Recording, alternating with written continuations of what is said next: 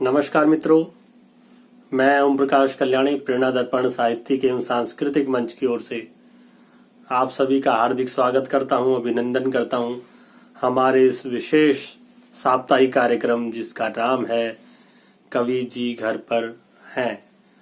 जी हाँ साथियों, जैसा कि आप सभी को विदित है, इस कार्यक्रम में हर सप्ताह हम रविवार के दिन लेकर आते हैं एक प्रसिद्ध हास्य कवि को। तो आज हम जिनको लेकर आ रहे हैं वे आते हैं ब्रज क्षेत्र से।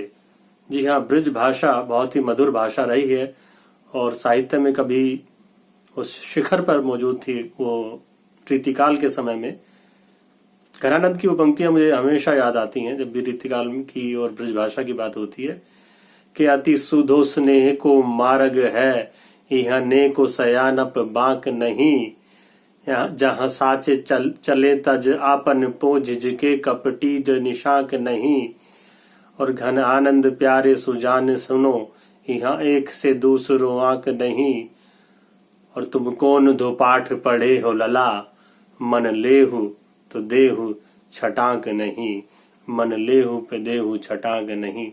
और उसी रीतिकाल के कवि ठाकुर ने कहा था कि ढेल सो मिलाए लात मेलत सभा के बीच, लोगन कवित्त की वो खेल कर जानो है।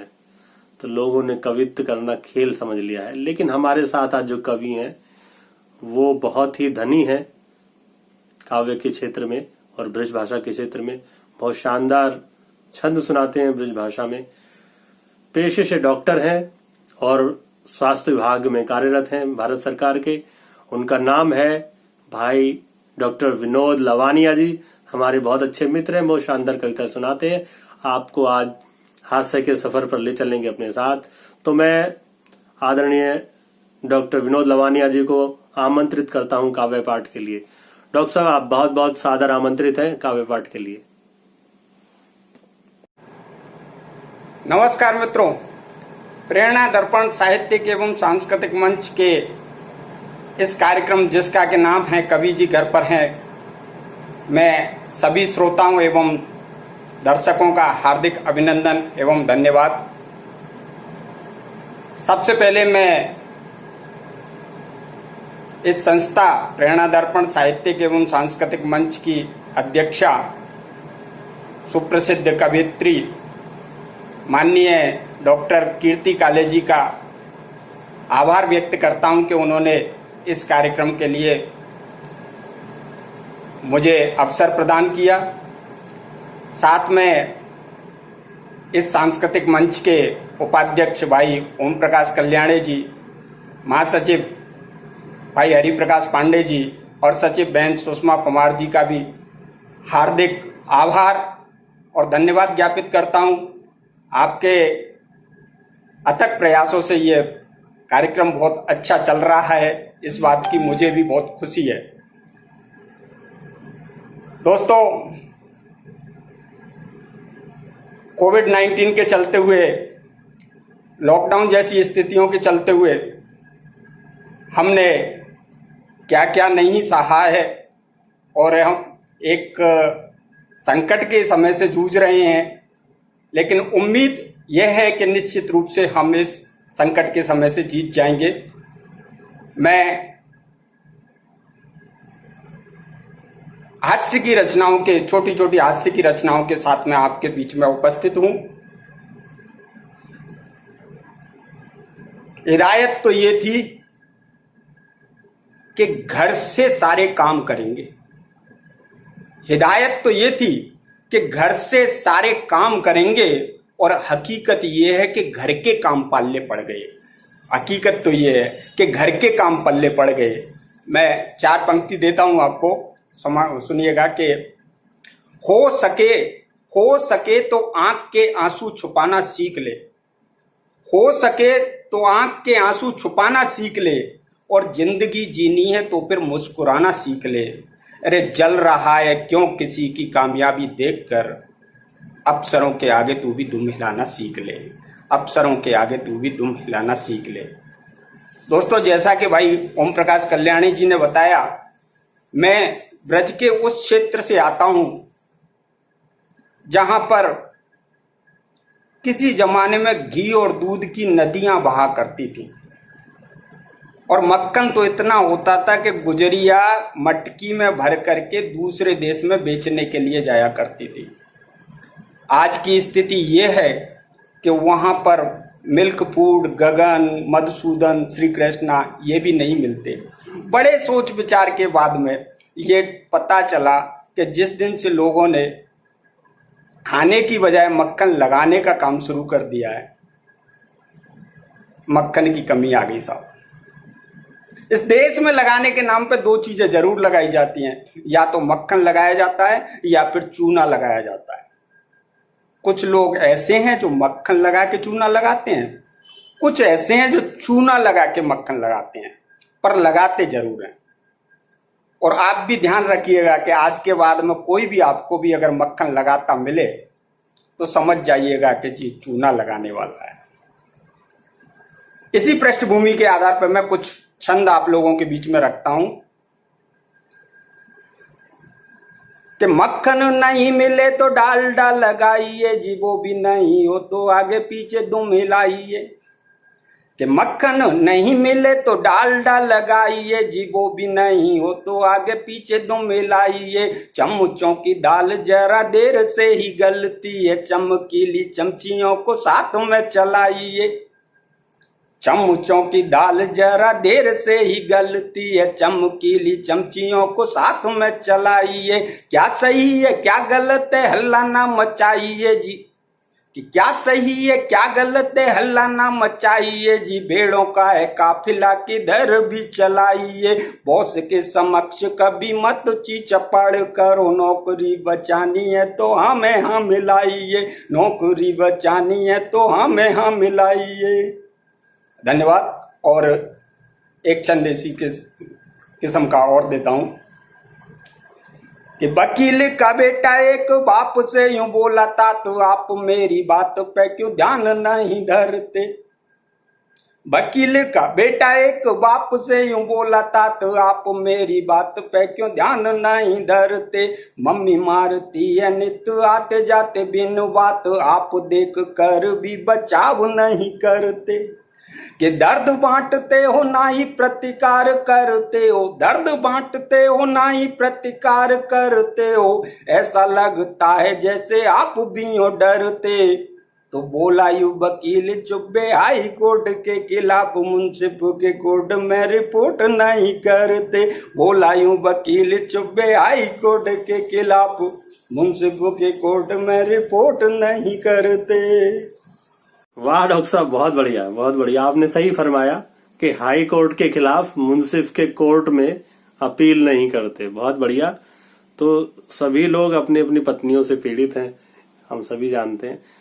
एक अशोक शर्मा जी की कुछ पंक्तियां मेरे सामने हैं। उन्होंने कहा था कि साधु जी बचाए लीजे कोई तो उपाय कीजिए, ब्याह करते ही बना पिंजड़े का तोता मैं। आते जाते बीबी जी ने दाना पानी बंद किया, भूखा प्यासा अपने नसीब को हूं रोता मैं। और म्याऊं सी लगाए घात घूरती है बिना बात, दिन हो या रात एक पल नहीं सोता मैं। और साधु जी ने बात कही इसका उपाय नहीं, होता जो उपाय काहे साधु होता मैं। होता जो उपाय कोई काहे साधु होता मैं। साधु जी ने बात कही इसका उपाय नहीं, होता जो उपाय कोई काहे साधु होता मैं। तो सभी त्रस्त हैं। चलिए, बहुत बढ़िया रचना आपने सुनाई डॉक्टर साहब। अब एक बार फिर से मैं पुनः आपको काव्य पाठ के लिए आमंत्रित करता हूं, डॉक्टर विनोद लवानिया जी। बहुत बहुत धन्यवाद ओम प्रकाश जी। और लीजिए कुछ छंद और आपके बीच में रखता हूं कि निर्भर ताली में जो चांद को दिखा देती है, माता के प्रयोग सब प्रेम में पगे हैं जी। निर्भर थाली में जो चांद को दिखा देती है, माता के प्रयोग सब प्रेम में पगे हैं जी। और एक ही थप्पड़ में दिखाते जो ब्रह्मांड सारा, और कोई नहीं मेरे पापा वो सगे हैं जी। कि बीबी मुझे तारे सारे दिन में दिखा देती है, बीबी मुझे तारे सारे दिन में दिखा देती, जो सदियों से दूर आसमान में टंगे हैं जी। असली खगोल शास्त्री तो मेरे घर में ये नासा वासा वाले तो बेकार में लगे हैं जी, नासा वासा वाले तो बेकार में लगे हैं जी, नासा वासा वाले तो बेकार में लगे हैं जी। दोस्तों, एक चित्र खींचने का प्रयास कर रहा हूं। एक नायिका जा रही है और पीछे पीछे से एक मनचला नायक जा रहा है, और जैसा एक हिंदी साहित्य में मुहावरा है, मान ना मान मैं तेरा मेहमान, वो उसकी नायिका की प्रशंसा में कसीदे पे कसीदे गढ़ता हुआ चला जा रहा है। नायिका कोई जवाब नहीं दे रही है, और लास्ट में जाकर के जवाब देती है तो कैसे देती है, बस कुछ छंद मैं आपके लिए बीच में रखता हूं। नायिका आगे आगे जा रही है, मनचला नायक पीछे पीछे, कि आंख में बसी है तेरी सूरत निराली, मुझे और कोई ख्वाब नहीं दूसरा बसाना है, कान किसी गीत का एक शब्द भी सुनेंगे नहीं, छोड़कर सेवा तेरे प्रेम का तराना है, छोड़कर सेवा तेरे प्रेम का तराना है, कि नाम तेरा लेकर ही दिल की धड़कन चले, सांसों का तेरी खुशबू से आना जाना है, दुनिया की दौलत को लेकर करूंगा क्या मैं, मेरे पास में तो तेरी यादों का खजाना है, मेरे पास में तो तेरी यादों का खजाना है। लड़की कुछ नहीं बोली साहब। अगले ने फिर प्रयास किया कि चंद्र सो बदन या की दमक सो दामिनी सी किंसुक कुसुम जैसे लोलो कपोल है, चंद्र सो बदन या की दमक सो दामिनी सी किंसुक कुसुम जैसे लोलो कपोल हैं, कोमल अधर मानो पंकज के पल्लव होती के नैन नक्श तेरे मीठे बैन बोल हैं, कि सावन की घटा सी लगत छटा के सन की, कि सावन की घटा सी लगत छटा के सन की, लंबी मोटी चोटी रही नागिन सी डोल है, गांव की है गोरिया तू शहर की छोरी भोरी, बोल तो किशोरी तेरी बात अनमोल है, बोल तो किशोरी तेरी बात अनमोल है। लड़की फिर भी नहीं बोली कि एक बार बोल तेरी बोलने में भला तेरा क्या घट जाएगा, मेरा मन बट जाएगा, एक बार बोल तेरी बोलने में भला तेरा क्या घट जाएगा, मेरा मन बट जाएगा, कोकिला के कंठ सी सुरीली तेरी बाणी सुन, मन से व्यथा का सब भार हट जाएगा, कोकिला के कंठ सी सुरीली तेरी बाणी सुन, मन से व्यथा का सब भार हट जाएगा, चांदनी सी शीतल नजर से निहार देरी, कि चांदनी सी शीतल नजर से निहार दे, जितन का समूचा संताप मिट जाएगा, बोली वह सुन मेरे आशिक बीमार सुन, पीछा मेरा छोड़ दे नहीं तो पिट जाएगा, पीछा मेरा छोड़ दे नहीं तो पिट जाएगा। और क्या बोलती है कि रंग मेरा देखा तूने रूप मेरा देखा, किंतु रूप सी के तेवरों की धार नहीं देखी है, रंग मेरा देखा तूने रूप मेरा देखा, किंतु रूप सी के तेवरों की धार नहीं देखी है, रोमियो के सर से जो आशिकी के चढ़े हुए भूत को उतार दे वो मार नहीं देखी है, रोमियो के सर से जो आशिकी के चढ़े हुए भूत को उतार दे वो मार नहीं देखी है, इश्क की खुमारी में गई है तेरी मत मारी, कि इश्क की खुमारी में गई है तेरी मत मारी, तूने मेरे जैसी कोई नार नहीं देखी है, रोमियो स्क्वाड वाले करेंगे कुटाई, ऐसी मचेगी फिर कैसी हाहाकार नहीं देखी है, मचेगी फिर कैसी हाहाकार नहीं देखी है, मचेगी फिर कैसी हाहाकार नहीं देखी है। रोमियो स्क्वाड वाले करेंगे पिटाई, मचेगी फिर कैसी हाहाकार नहीं देखी है। वाह डॉक्टर साहब, बहुत बढ़िया, बहुत शानदार काव्य पाठ आपने किया। तो मैं इस क्रम को आगे बढ़ाता हूं और डॉक्टर साहब से एक निवेदन करता हूं कि जो लॉकडाउन हुआ उस समय क्या क्या स्थितियां हुई लोगों की, उनका एक जो व्यंग्य है वो जरूर सुनाए। तो मैं एक बार पुनः डॉक्टर लवानिया की तरफ आप सबको लेके चलता हूं। डॉक्टर विनोद लवानिया जी। बहुत बहुत धन्यवाद। और जैसा कि इस कार्यक्रम के टाइटल सॉन्ग में आपने देखा होगा, सुना होगा कि लॉकडाउन के दौरान घर में रहते हुए कवियों ने कौन कौन से काम किए थे। मैं एक छोटी सी गद्य रचना भी आपके बीच में रखता हूं कि बात कुछ ऐसी थी श्रीमान, बात कुछ ऐसी थी श्रीमान कि एक घरेलू नौकर के लिए होने वाले इंटरव्यू के दौरान घर की मालकिन ने उम्मीदवार को सामने बिठाया और औपचारिक पूछताछ के बाद घर का कामकाज कुछ इस तरह बताया कि काम ज्यादा नहीं, बस इतना सा करना है कि पीने का पानी बाहर के नल से भरना है। काम ज्यादा नहीं, बस इतना सा करना है कि पीने का पानी बाहर के नल से भरना है, किराने का सामान बाजार से लाना, दोनों टाइम का खाना बनाना, झाड़ू पोंछा और घर की सफाई, झूठे पड़े बर्तनों की मजाई, झाड़ू पोंछा और घर की सफाई, झूठे पड़े बर्तनों की मजाई, कपड़ों को धोना और धोकर सुखाना। ये सब कर पाओ तो कल से आ जाओ।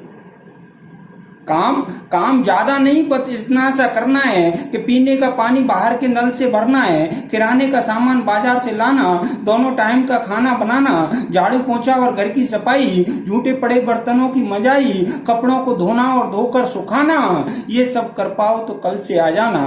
तो उम्मीदवार बोला मैडम, इसमें कर पाने जैसी तो कोई बात नहीं है, पर कैसे मान लूं कि ये विश्वासघात नहीं है। अरे दूसरे की पोस्ट पर इंटरव्यू देने से क्या फायदा है। आपको घरेलू नौकर की नहीं, एक पति की आवश्यकता ज्यादा है, एक पति की आवश्यकता ज्यादा है, एक पति की आवश्यकता ज्यादा है। वाह वाह वाह, आपको पति की नहीं एक नौकर की आवश्यकता ज्यादा है। बहुत सही आपने पकड़ा डॉक्टर साहब। आजकल स्थितियां कुछ ऐसी ही हैं। लॉकडाउन में कुछ पंक्तियां लिखी थी मैंने कि अंदर बीवी बाहर पुलिस है, जाएं कहाँ पति हमें बताओ, और कोरोना से तो लड़ लेंगे, बीवी से कोई हमें बचाओ, कोरोना से तो लड़ लेंगे, बीवी से कोई हमें बचाओ। तो ऐसी स्थितियां हुई हैं सभी के साथ। हमारे इस कार्यक्रम का टाइटल सॉन्ग भी कुछ ऐसा ही है। इसमें शुरू में ही है, मिला है छुट्टी का पैगाम, कराती बीवी घर के काम, लगाते झाड़ू सुबह शाम, कवि जी घर पर हैं, कवि जी घर पर हैं। तो इन्हीं पंक्तियों के साथ मैं एक बार पुनः आवाज देता हूं डॉक्टर विनोद लवानिया जी को। वो फिर से आए और अपने कुछ छंद, शानदार छंद सुनाए हमारे बीच। डॉक्टर विनोद लवानिया जी। बहुत बहुत धन्यवाद ओम प्रकाश जी। लीजिए, एक छंद और रख रहा हूँ आपके बीच में, और फिर दो छंद में अभी हमारे जो कोरोना के ऊपर नए लिखे हैं वो भी आपके बीच में रखता हूँ। पहले एक दूसरा छंद रखता हूँ। चलो कि या तो अनभिज्ञ या फिर अनजान है, जो जान के भी सबुला को अबुला बताते हैं। या तो अनभिज्ञ हैं या फिर अनजान है, जो जान के भी सबुला को अबुला बताते हैं। कितना है बल उस अबुला में, आज तुम्हें एक ही उदाहरण में हम बतलाते हैं कि बड़े बड़े धीर महावीर रण बांकुरे, जो यत्र तत्र निज बाहुदल दर्शाते हैं। बड़े बड़े धीर रण वीर महाबापुरे, जो यत्र तत्र निज बाहुबल दर्शाते हैं। आकर के प्रेम जंग बीच वही लोग किसी कामिनी के आंख मारने से मर जाते हैं, कामिनी के आंख मारने से मर जाते हैं। धन्यवाद। और ये दो छंद में अभी जो हमारी करंट सिचुएशन चल रही है उसके ऊपर ही है, तो वो आपको बीच में रख रहा हूं कि पैर पसारत जाहि रही नित्य व्याधि भई अब जीवन घाती। के पैर पसारत जाहि रही नित्य व्याधि भई अब जीवन घाती। और शक्ति विनाशक साथ लिए चहूं और फिर है ससुरी इठलाती। कि रोक न टोक दबाना दुआ कछु, रोक न टोक दबाना दुआ कछु, ऐसी मिली जो प्रभाव दिखाती।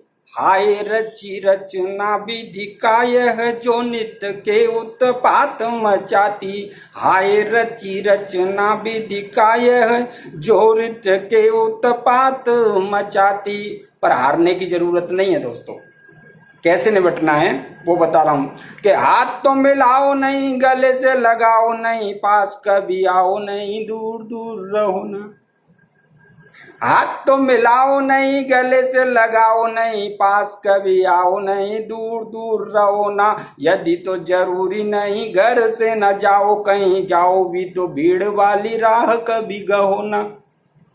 यदि तो जरूरी नहीं घर से न जाओ, कहीं जाओ भी तो भीड़ वाली राह कभी गहो ना। नाते रिश्तेदार मित कितना भी खास हो, बे मिलने को जाओ नहीं, आने को भी कहो ना।